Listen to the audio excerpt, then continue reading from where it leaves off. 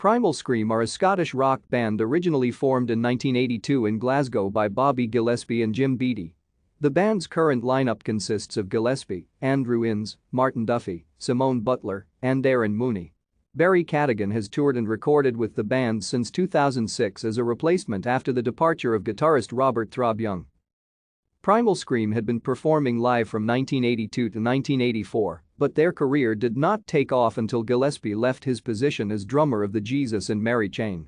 The band were a key part of the mid-1980s indie pop scene, but eventually moved away from their jangly sound, taking on more psychedelic and garage rock influences before incorporating a dance music element to their sound with their 1991 album Screamadelica, which broke them into the mainstream.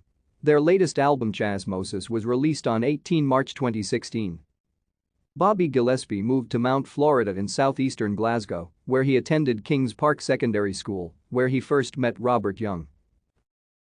Thank you for watching. Like and subscribe if you would like to view more of our videos. Have a nice day.